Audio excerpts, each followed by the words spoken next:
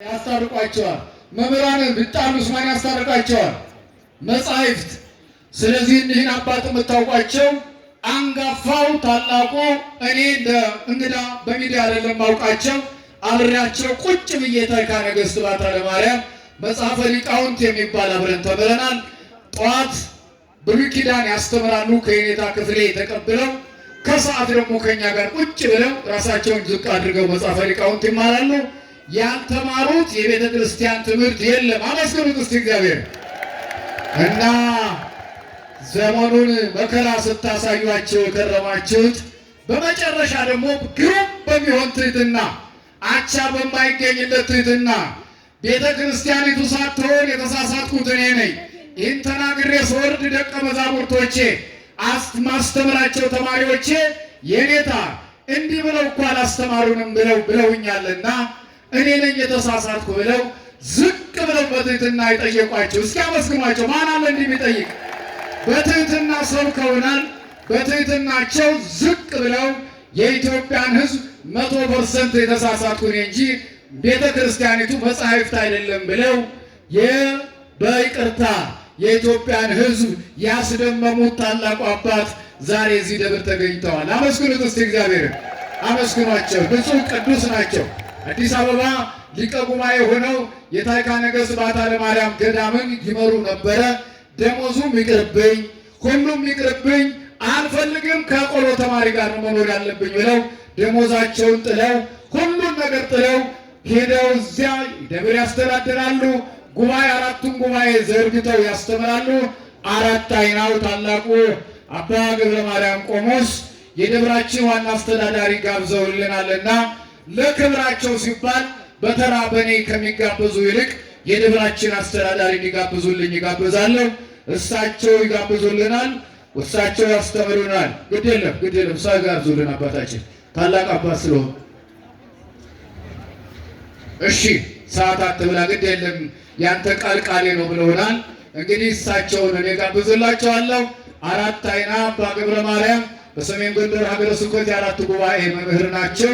የልደታ ቤተ ክርስቲያን ጉባኤ የሚያስተምሩ ናቸው። ሰሞኑ ስትነጋገሩባቸው የከረማችሁ መልሰው ደግሞ እንባችንን ያበሱልን። ኧረ በደንብ ከፍ አድርጋችሁ እያመሰገናችሁ ተቀበሉልን። አባታችን ጃንጥላ የምታዞሩ እባካችሁ ወደዚህ ይዛቸውልን ሳጥኑ ጋር አባታችን ወደ መድረክ ይመጡልናል። እልል ብላችሁ ተቀበሉልን።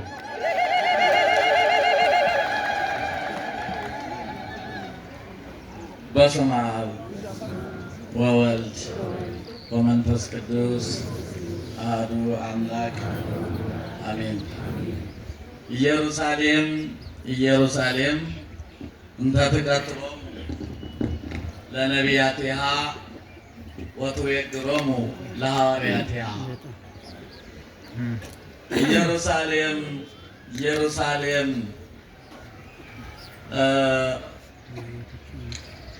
ነቢያትን የምትገይ ሐዋርያትንም በድንጋይ የምትወግሪ ሆይ ይላታል። ቅዱስ ያሬድ ይህን ከማቴዎስ ወንጌል ምዕራፍ 23 አንስቶ አምጥቶት ዛሬ ሊቃውንቱ በቅዱስ ያሬድ ምስጋና ሲያመሰግኑት ኢየሩሳሌም ኢየሩሳሌም እንተ ትቀትሎሙ ለነቢያቲሃ ወትቤግሮሙ ለሐዋርያት ሚመጠን ዘተክእ ወዲቤሃ እንደመ ጳውሎስ ሐዋርያ እስከ ደመ ጴጥሮስ ወለ ዮና። በእውነት ኢየሩሳሌም ስንት ደም ፈሰሰባት። ከሐዋርያው ከጳውሎስ ጀምሮ እስከ ዮና ልጅ እስከ ጴጥሮስ ድረስ ምን ያህል ደም አፈሰሰች ብሎ ወቀስ ያደርጋታል ቅዱስ ያሬድ ማለት ነው። ዛሬ ቅዱስ ጴጥሮስና ቅዱስ ጳውሎስ ሰማዕትነትን የተቀበሉበት እኛ በአማላጅነታቸው ተማጽነን ክብር እንድናገኝ እግዚአብሔር የፈቀደበት ታላቁ ለ562 ዘመን በሀገራችን በኢትዮጵያ የጸለዩልን ታላቁ አባታችን አቡነ ገብረ መንፈስ ቅዱስም ወርሃዊ መታሰቢያቸው። እንግዲህ የሚደንቀኝ እስካሁን የአስተዳዳሪውን ስም አለመያዜ ብቻ ነው። ክቡር አስተዳዳሪ ብየወት ልለፍ ምን እንዳልወት ሳልሰማ መቅረቴ። ክቡር የደብሩ አስተዳዳሪ፣ ክቡር ሊቁ ዘማሚው የያሬዱ ልጅ አባታችን ቆሞስ፣ ክቡራን የገዳማትና የአድባራት አስተዳዳሪዎች ተገላገልኩ ባጭሩ ማለት ነው። ክቡራን ሊቃውንተ ቤተ ክርስቲያን፣ ክቡራን የሰንበት ትምህርት ቤት ወጣቶቻችን፣ እንዲህ አድርጋችሁ ከተማራችሁማ ዘመዶቻችን ናችሁ። ጤናማ አምላክ በጣም ደስ ስትሉ ነበር። እስቲ ሞራል ስጧቸው። በእውነት እንደዚህ ከሆነ ለአንድ ዓላማ ነው የቆምነው አይደል እንዴ? ለአንድ ዓላማ እኮ ነው የቆምነው። ጉዳያችን እኮ አንድ ጉዳይ ነው። አንድ እግዚአብሔርን ማመስገን አይደል? የምንገባውም ወደ አንዲት ቦታ መንግስተ ሰማያት ነው። ይሄ ከሆነ እኮ ችግር የለምና እጅግ ተከታተላችሁ ተምራችሁ ደስ ባለ ዝማሬ ስለዘመራችሁ እጅግ ክብር እሰጣችኋለሁ፣ አመሰግናችኋለሁ። ሊቃውንተ ቤተ ክርስቲያን የዚህ ሁሉ ማዕከል ምዕመናን የእናንተ መኖር ነው። ቤተ ክርስቲያን የሚለው ምዕመን ምዕመን እያለ ይተረጉመዋል። አራቱን ጉባኤያት ምዕመን የተቀበለችው መጽሐፍ፣ ምዕመን ያልተቀበለችው መጽሐፍ እያለ ይናገራል። ስለዚህ ቤተ ክርስቲያን የሚለው ቤተ ክርስቲያን የክርስቲያን ቤት ማለት ሲሆን ቤተ ክርስቲያን ማለት በሐዋርያው በቅዱስ ጴጥሮስ አባትነት ለዚች ቤተ ክርስቲያን አደራ የተሰጣችሁ ምዕመናን ማለት ነው።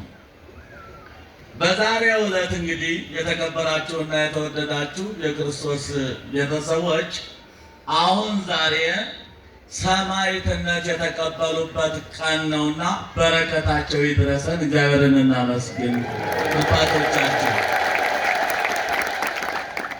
እንግዲህ እቺ ቤተ ክርስቲያን ከንጉሷ ጀምሮ ያለ ሰራዊት ያልኖረች ናት።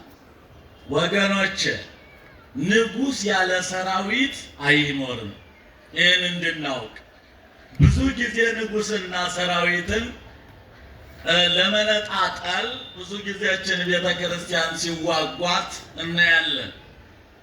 ንጉስ ግን ያለ ሰራዊት መኖር የለበትም። የመጀመሪያው በባህሪው የነገሰ እግዚአብሔር ነው።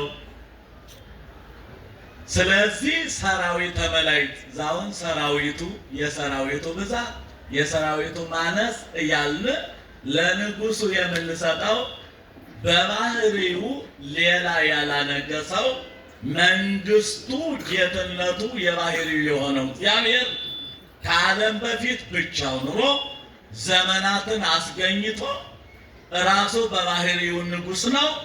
ሰራዊትን አዘጋጅቷል። ይህ ከሆነ ከሰማይ መላእክት ጀምሮ እስከ ምድር እስከ ደቂቀ አዳም ድረስ በነቢያት በሐዋርያት በሊቃውንት ሰራዊትነት እየተመሰገነ መኖር ፈቃዱ ነው። ስለዚህ በዛሬው ዕለት ተሰባስበን ስማቸውን እየጠራን ንግበር ተዝካሮሙ ለእለ እግዚአብሔሮሙ አጽናፈ ዓለም በጽሐ ነቢቦሙ ከመዝሙረ ዳዊት መዝሙር 18 የተወሰደውን ቅዱስ ያሬድ ንግበር ተዝካሮሙ መታሰቢያቸውን እናድርግላቸው ነው ያለው። ንግበር ውስተ ኩሉ ምድር በጽሐ ነቢቦሙ ያለውን ነው የወሰደው ቅዱስ ያሬድ። ንግበር ተዝካሮሙ ብሎ ለእለ እግዚአብሔሮሙ ነው ጌታ የመረጣቸውን እንጂ ያልመረጣቸውን እኛ እንጠራለን እንዴ? አንጠራም። ምንድነው ያለ ቅዱስ ያሬድ? ጌታ የመረጣቸውን ሐዋርያት፣ ጌታ የመረጣቸውን ነቢያትን፣ ሊቃውንትን ምን እናድርግ? ንግበር ተዝካሮሙ መታሰቢያቸውን እናድርግላቸው። ምን ስላደረጉ? አጽናፈ ዓለም በጽሐ ነቢቦሙ ያስተማሩት ትምህርት ጽንፍ እስከ ጽንፍ ዳርቻ እስከ ዳርቻ ደርሶ ምዕመናን የክርስቶስ አካል ስለሆኑ ምንና ንግበር ተዝካሮሙ መታሰቢያቸውን እናደርግላቸው ተብሏል። በረከታቸው አባቶቻችን ይደርብን። ምዕመናን እንግዲህ ወገኖች አጭር ሰዓት ነው ማስተምራችሁ ወይም የምንማማረው። ታውቁኛላችሁ አታውቁኝ? የሰሞኑ የክብር እንግዳቸው አይደለም አስተዋውቀዋችኋል እኮ። አንዳንድ ጊዜ እኛ ስንጠብቅ እንጠፋለን። ትሕትና ስናደርግ ግን እንማራለን።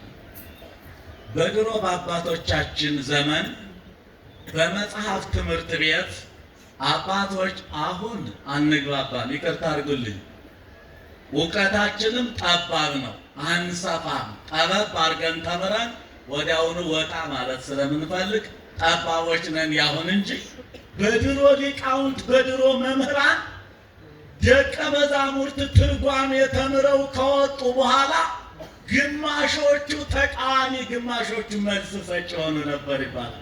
በነጌታው አካለ ወልድ ዘመን እየት በቦሩ ሜዳ ትምህርት ምስክር መምህራንም ነበሩ።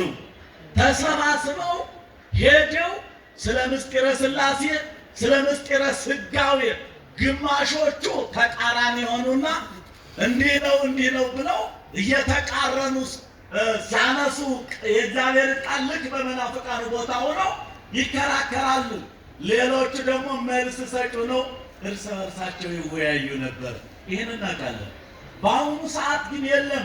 ይሄ በእኛ ዘመን አንድ ሰው ለመከራከር የሆነ ቃል ቢያነሳ በለው በድንጋይ በለው ብሎ እልም። ደግሞ በጣም የሚያሳዝነው ማለት ነው ክርስቶስ ከ99 በጎች አንድ በግ ቢጠፋበት ጠፍቶ ይቅር አለ እንዴ? ጠፍቶ ይቅር ሳይል አያችሁት? ከ99 በጎቹን ትቶ አንድ በግ ቢጠፋበት ያን በግ ለመፈለግ መጣ የሚለው ከ99 ነገደ መላእክት በዲያብሎስ ቦታ የገባው አዳም ተሳስቶ ቢጠፋበት እሱን ለመፈለግ ወደ ምድር መጣ አይደል የሚለው።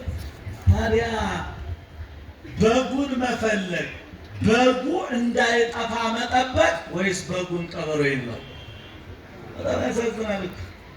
አቤት በጣም ያሳዝነኛል። ግን እሰየው መች ታውቁኝ ነበር በተማርኩት ትምህርት በደከምኩት ድካምማ መች ያውቀኝ ነበር። ሰሞኑን ስላወቃችሁኝ ደስ ብሎኛል ነው ብላችሁ ዓለም ሰሞኑን ስላወቀኝ ደስ ብሎኛል።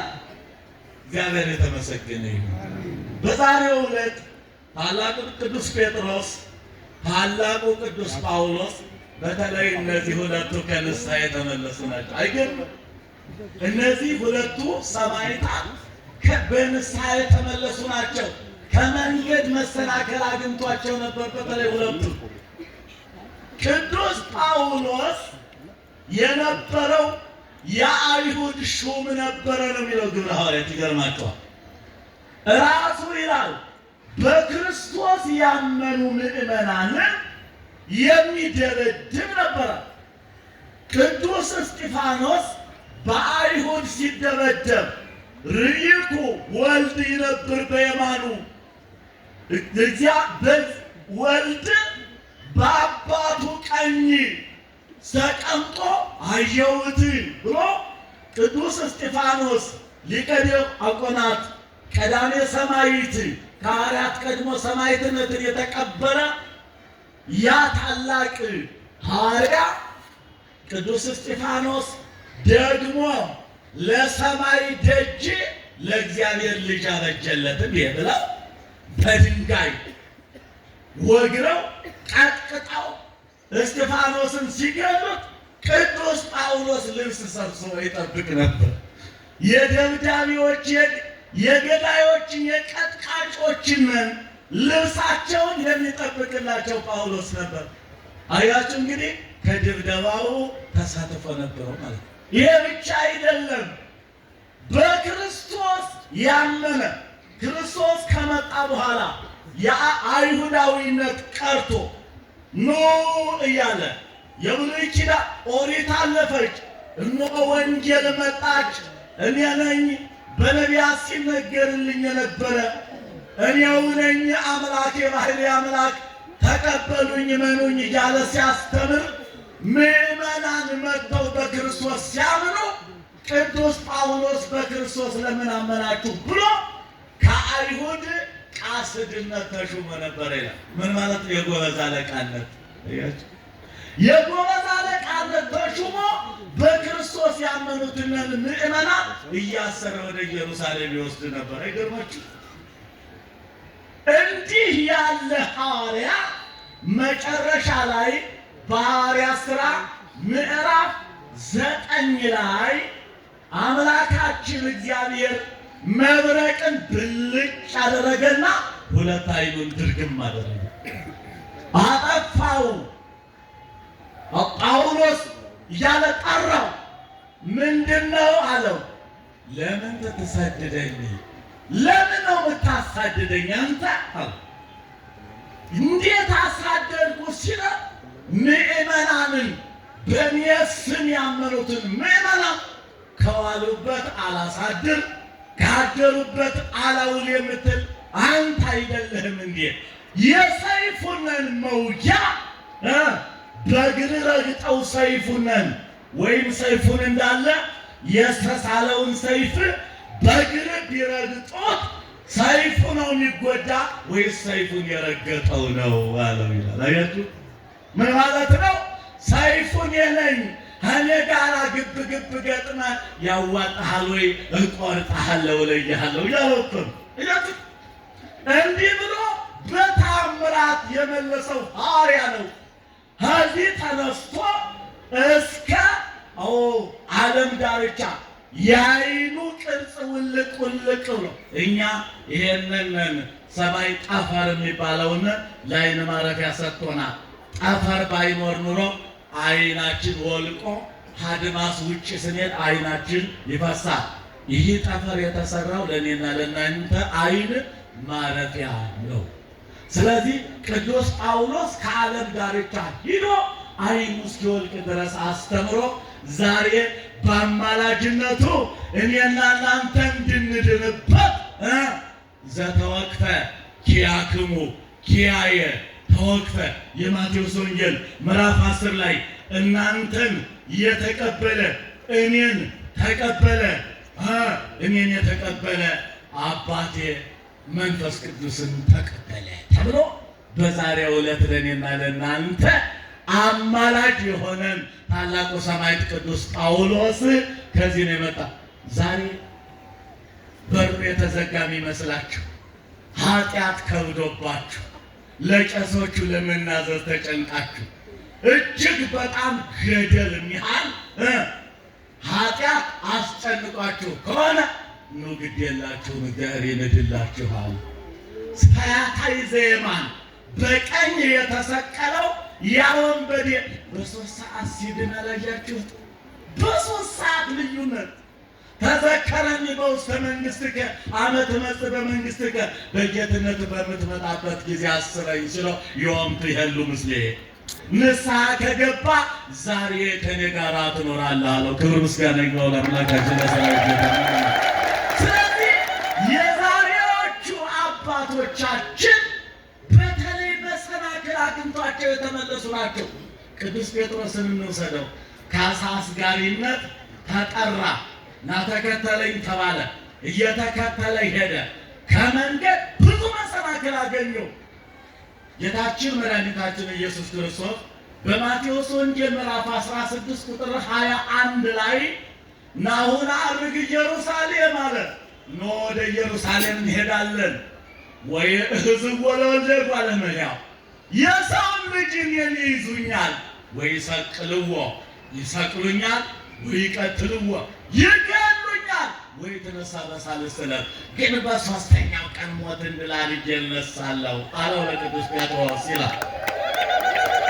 በዚህ ጊዜ ምን አለ? ሐሰነከ አለው። አቤቱ ጌታዬ አይሁንብህ፣ እሞታለሁ አትበለኝ አለው። ማን? ቅዱስ ጴጥሮስ እኮ ነው።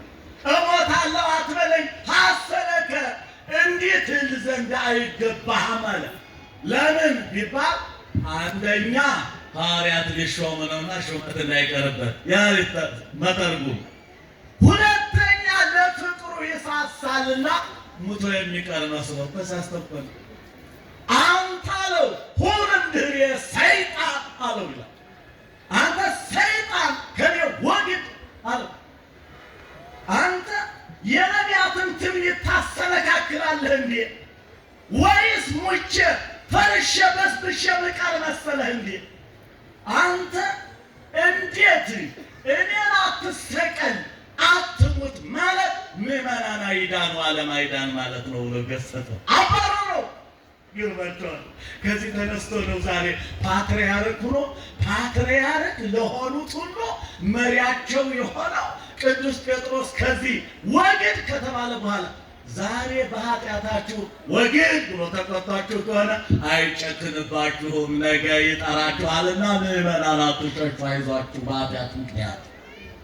ከዛ ሂዶ ደግሞ አልተቆጣውም። በሱ አንጻር በጴጥሮስ አንጻር ሰይጣንን ከምዕመናን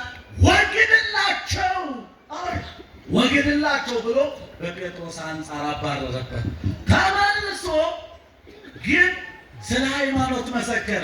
አንድ ጊዜ እየወደቁ አንድ ጊዜ እየተነሱ ነው እችን መንግሥተ ሰማያት መውረስ የሚቻል። ቀጥ ብሎ መውጣት የለም በእኛ ዘንድ። አይዟችሁ፣ መሰናክላችንን ያውቃል፣ ደካማነታችንን ያውቃል።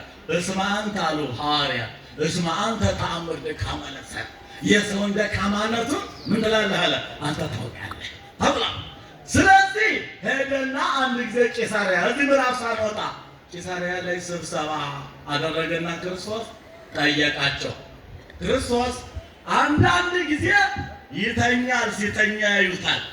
አንዳንድ ጊዜ ሲበላ ሲጠጣም ያዩታል።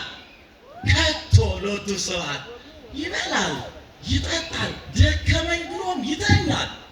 እንዴት ነው አምላክ አይደለም እንዴ እያሉ ይጠራጠሩ ስለነበረ ፍጹም አምላክነቱን ሊገልጥላቸው ወደደና ስብሰባ አረገ። ዛሬ አለቆቹ የሚሰበሰቡ ክርስቶስ ስብሰባ ሳይቶ ነው። ከክርስቶስ መመካከል ከክርስቶስ ነው የመጣ። ዝም እንዳይመስላችሁ ስብሰባ ጥሪ ማለት ሰው ያመጣው ከሰማይ በታች አንድም የለም፣ ክርስቶስ የመጣ። ስለዚህ ሰበሰበና ምን አላቸው? መነ ይብሉ ወለወልደ እጓለ እመሕያው። የሰውን ልጅ ግን ሰዎች ማን ነው የሚሉት? ራቅ አለገና ጠየቃቸው። ማን ነው የሚሉኝ አለ። አንዳንዶቹ በወለ ይብሉ ከኤልያስሃ ወለ ይብሉ ከኤርምያስሃ ዮሐንስ መጥምቀ ወዘተርፈ ወዋሃዱ እምነቢያት ያን ባይሆን ከነ ሙሴ ከነ ኢያሱ አንዱ ነው ይሉሃል አሉት። ቅዱስ ጴጥሮስ ብድግ አለና እሱ ምን አለ? አንተ ውእቱ ክርስቶስ ዘተነበዩ ነቢያት በእንቲአከ፣ አንተ እስከ ክርስቶስ መቅደስ ትሰራለች ከዛ በኋላ ትፈርሳለች ተብሎ የተነገረልህ የባህርይ አምላክ አንተ እኮ ነህ። እያችሁ አንድ ጊዜ መውደቅ አንድ ጊዜ መነሳት፣ እየወደቅን እየተነሳን መዳን። አይዟችሁ እየወደቅንም እየተነሳንም እንገባለን። አባታችን ጨካኝ አይደለም እግዚአብሔር። እስቲ ምዕመናን ጥያቄ ልጠይቃችሁ። አሁን ልጆቻችሁ እየልውሰድ እኔ የመንፈስ ቅዱስ ልጆች የቆሮ ተማሪዎች ነው ያሉ። እናንተ በስጋ የወለዳችኋቸው ሕፃናት ልጆቻችሁ ሴትም ሆና ሚጣትሁን ወይም አቡሽሁን ብጥብጥ ሊያደርጋችሁ ከዛ መካከል ልግደለው ብላችሁ ታውቃላችሁ? በእናንተ እንኳን አቅም አቡሽን ለማታለል የማይገዛ ዳቦ አለ፣ የማይገዛ ለስላሳ አለ። ተሸክሞ ወዲያና ወዲህ ወስዶ እንጨት ማስያዝ የሆነ ነገር አድርጎ ብቻ አቡሽን ወይም ሚጣን አጣለው የራስ ማድረግ አይደለም። በእኛ ቀን እንኳን ይዩት። እሱማ ምን አለ? ለእመ ሰአሎ ወልዱ አሳ አርዌ እናንተ ክፎች፣ እናንተ እንኳን ከእናንተ ወገን ልጁ አሳ ቢለምነው የምድር አውሬ በመርዙ ይግደለው ብሎ ይሰጠዋልን ለልጁ ይላል። እናንተ ክፎች፣ እናንተ ለልጆቻችሁ ይህን ያህል የምታስቡ ከሆነ እኔማ ምን ያህል አስባለሁ። ክብር ይግባው ለአምላካችን የማይጠላና ታዲያ ይህ ሐዋርያ ተነስቶ ሲመሰክር ምን አለው? ዘወር አለና አንተ ሰይጣን ወግድ ብሎ አስወግዶት የነበረው ብድግ ብሎ ሲመሰክር ምን አለው? ንስሐ መግባቱ እኮ ነው። ተመልከት ምን አለው? አንተማ እስከ ክርስቶስ መቅደስ ትታነጻለህ ማለት የብሉይ ኪዳን መቅደስ እስከ አንተ ድረስ የብሉይ ኪዳንን መስዋዕት ታቀርብ ነበር። እስከ አንተ ድረስ የላም የበሬ የሜል የጌጥ የበግ መስዋዕት ኃላፊ መስዋዕት ያቺ ቤተ መቅደስ ታቀርብ ነበር።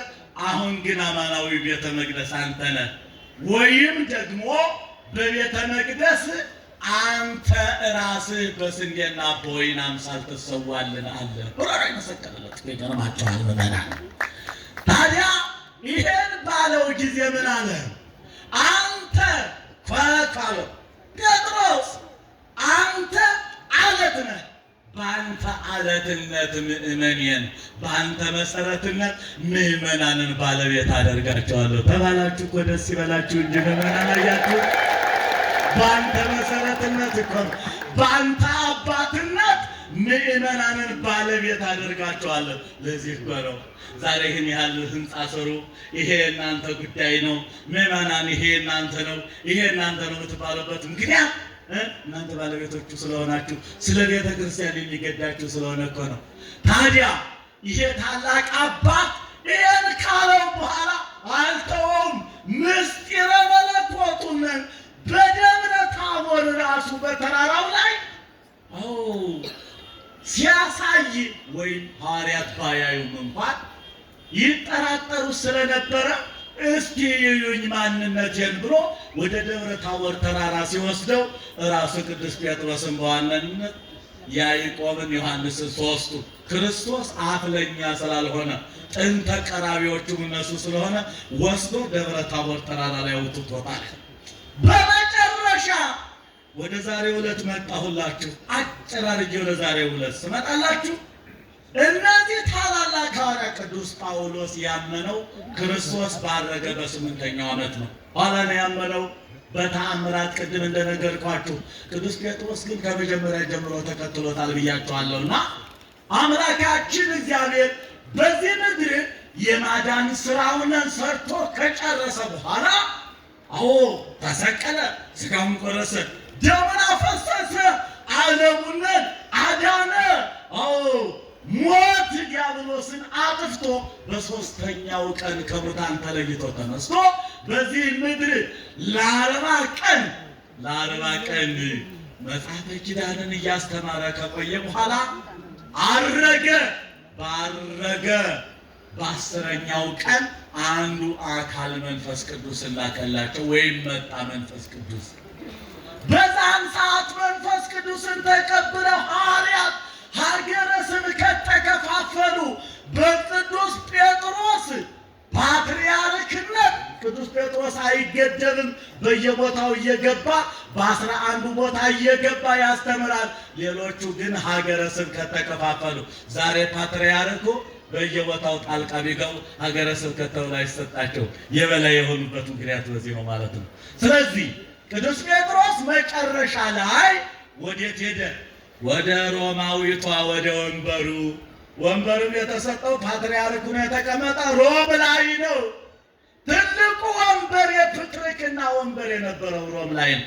ሮም ዛሬ ማናት? እንጃ አላውቃት። ሌላ ናት ዛሬ። እኛ ጋር ምንም ህብረት የላትም። ወንበሩን እዛ አስቀመጠ። እያስተማረ መጨረሻ ላይ ለዚህ ዕለት እንግዲህ የሮም ነገስታት የሮም መኳንንት እንደፈለጉ የሚዘሉ ናቸው። እኛም ዛሬም እኮ ያውነን አይደለ? እኛም እኮ ገደብ ልናጣ ነው መሰለኝ።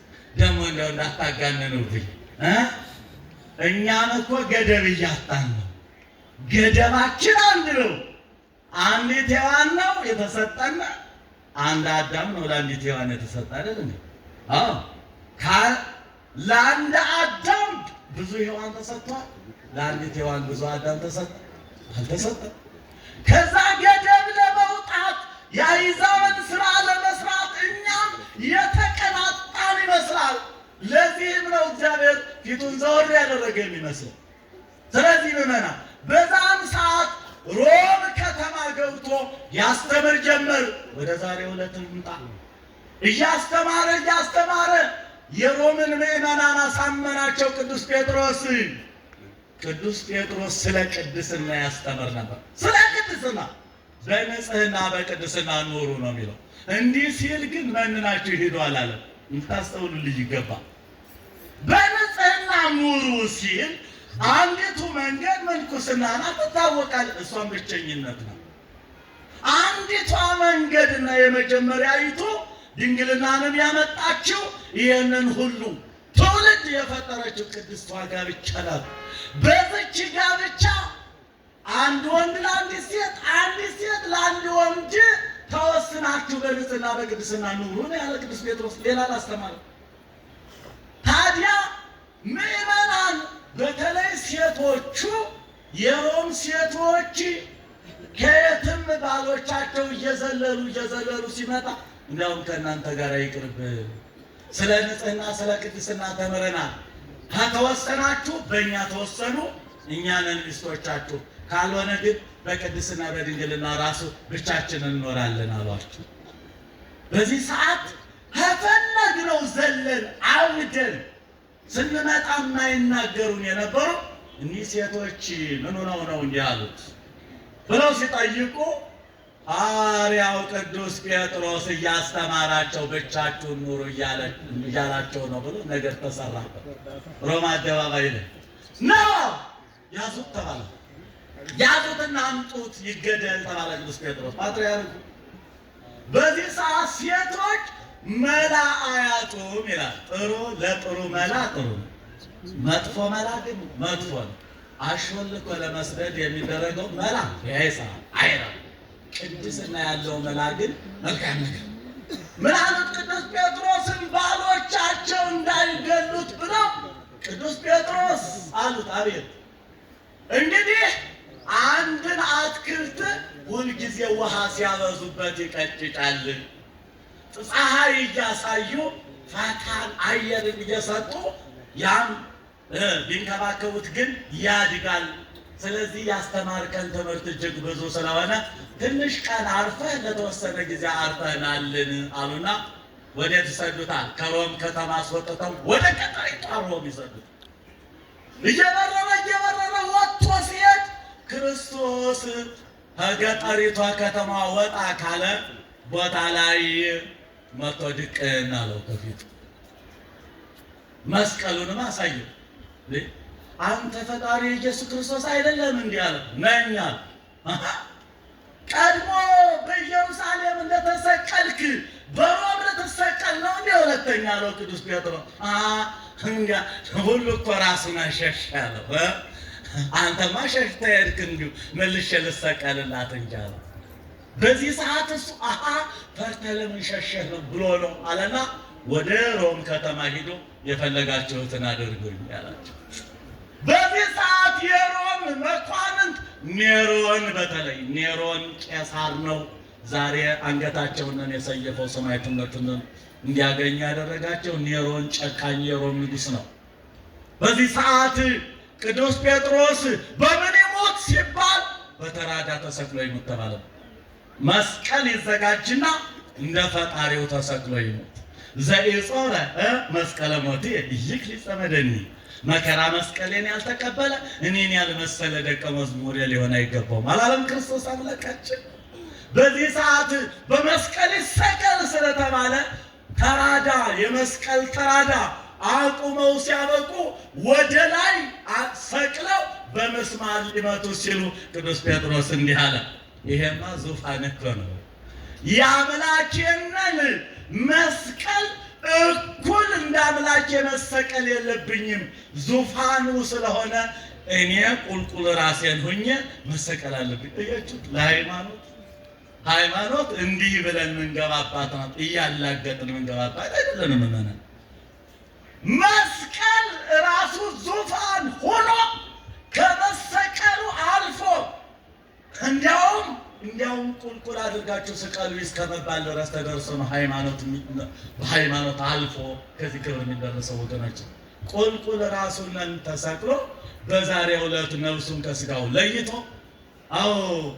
ስምህን የጠራ መታሰቢያህን ያደረገ ስለ አምላከ ቅዱስ ጴጥሮስ ብለው የለመነኝ ሁሉ ተምሮልሃል ተብሏል። ክብር ምስጋና ለእግዚአብሔር ይሁን።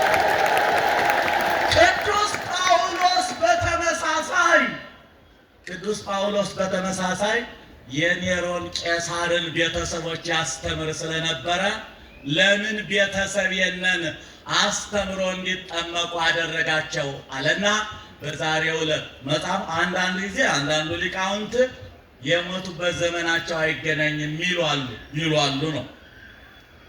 ስንክሳሩ ግን ሁለቱም በአንድ ላይ ሰማዕትነት እንዳገኙ ይነግረናል። ነገር ግን አንዳንዶቹ ዘመናቸው አይገናኝም። ዘመናቸው ባይገናኝስ እኛ ሰማዕትነት መቀበላቸውን እንጂ ተገናኘ አልተገናኘ ምንድን ነው ህዝብ ላይ መጨነቅ አለበት? መጠመዝ የሚያስጨንቀን ነገር የለም።